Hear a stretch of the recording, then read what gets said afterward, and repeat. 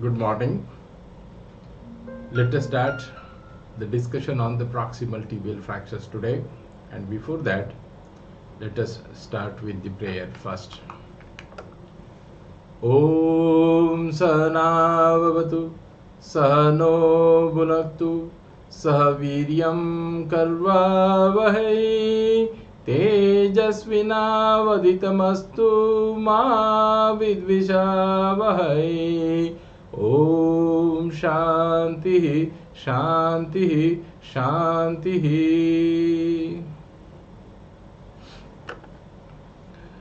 Dear students, today we are going to discuss about the proximal tibial fractures. As you all know, the proximal tibia consists of the medial and lateral condyle along with the upper tibial articular surface and includes the proximal 10 to 12 centimeters of tibia. Now these fractures are frequently intra-articular and usually unite well considering the cancellous nature of the bone. If you look at the incidence, 1% of all fractures and 8% of the fractures in elderly, they account for the proximal tibial fractures. If you look at the mechanism of injury, as you can see in this particular picture, it is due to a valgus or varus force with the axial loading in the bumper injuries, and that is the commonest cause. And thus the various causes include 52% due to the orthopedestrian injuries, what we call as the bumper injuries. It is very clearly seen in this particular picture. Secondly, 17% they occur due to fall from the height, and 31% miscellaneous causes, for example the football and the soccer injuries. The various associated injuries with the condylar fractures include meniscal injury in 50% of the cases, ligament injury in 30% of the cases, peroneal neuropraxia, and the popliteal artery injury. Coming to the types, it could be the articular variety or non-articular variety. Now Hohel and Mures, they have classified these fractures into two major groups, the plateau fractures and the fracture dislocation. Now look carefully in this towards this particular diagram. Now the plateau fractures, they include 1. Minimally displaced, 2. Local compression, 3. Split compression, 4. Total condylar depression, and 5. The bicondylar fractures. Now the fracture dislocation includes the split fracture, entire plateau fracture, rim avulsion fractures, and 4-part fractures.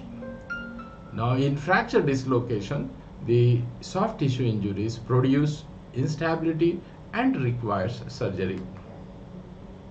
Now look at this particular flow chart. It explains the Hohel's classification nicely. This flow chart, it shows the 5 types. The type 1, the split fractures, the type 2, the entire condylar fractures, type 3, the rim fracture, avulsion fractures, and then type 4, the rim depression fracture, and type 5, the 4-part fractures. Now Shad-Jacobs classification, this is widely followed in North America and has 6 types. As you can see here, type 1, it is a split fracture of the lateral condyle. It means that the lateral condyle gets splitted. Now type 2 fracture, there is a displaced lateral condylar fracture. Type 3, there is an isolated lateral condylar depression type fracture. Type 4, the medial condylar fracture, and type 5, the bicondylar fracture. Type 6, bicondylar fracture with diphyseal metaphyseal extension. Now did you know the lateral condyle is fractured 70 to 80% of times more often than the medial condyle? Why? So isolated lateral tibial condylar fracture is seen in 55 to 70% of the cases, whereas isolated medial tibial condylar fracture is seen only in 10 to 23% of the cases, whereas the both plateau fractures, they occur 10 to 30% of the cases. Coming to the clinical features, the patient with the proximal tibial fractures, they present with pain, swelling, deformity and hemarthrosis, decreased movements of the knee and instability in valgus or varus, depending upon which side it is fractured. Coming to the more details about the clinical features, there could be features of compartment syndrome of the leg, disturbed peripheral vascular and nerve function of the leg. So we have to be very careful whenever a case of tibial plateau fracture has come to you. You must carefully look for the signs and evidence of the compartmental syndrome.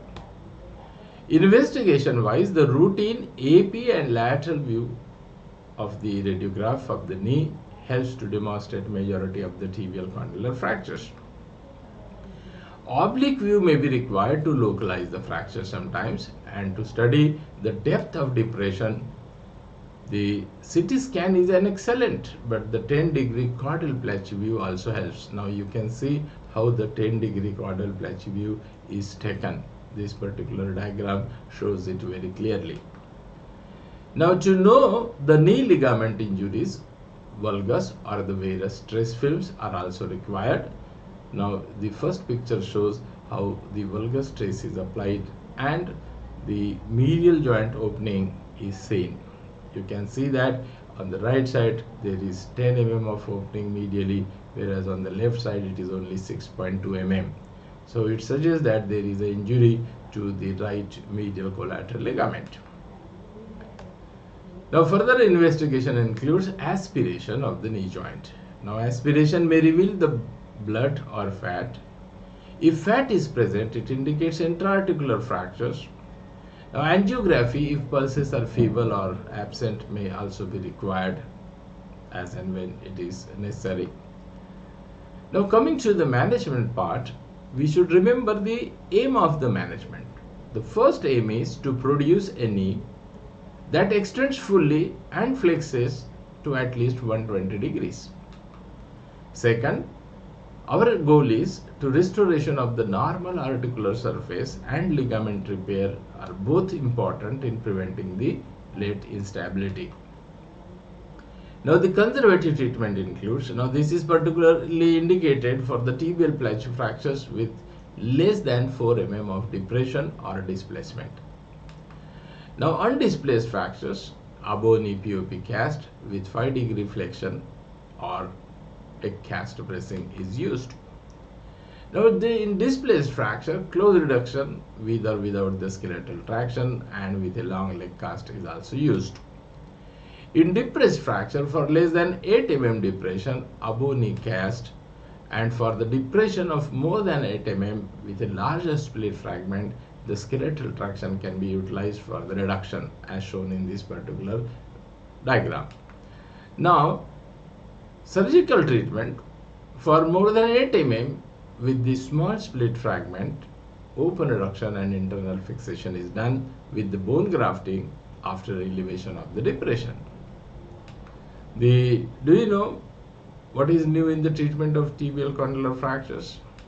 So it is arthroscopically assisted evaluation, reduction and internal fixation is being now increasingly tried with varied success recently and holds tremendous promise for the future. Now in the displaced condylar fractures, bicondylar fractures, split fractures, closed reduction is not useful.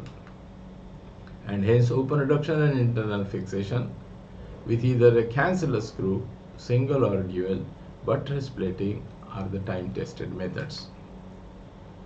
External fixation with the circular or semicircular frame are also another useful options. Now the skeletal traction is useful in grossly comminuted fractures or Of late, the lightweight Umex external fixator frame is being also tried with a reasonable success in treating the difficult and cumulative tibial condylar fractures. Now, some surgeons advocate dual plating in difficult bicondylar fractures, notwithstanding the many complications it opens up because of the extensive exposure. Now, the locking compression plate LCP with bicortical screw fixations are being increasingly tried with varied success.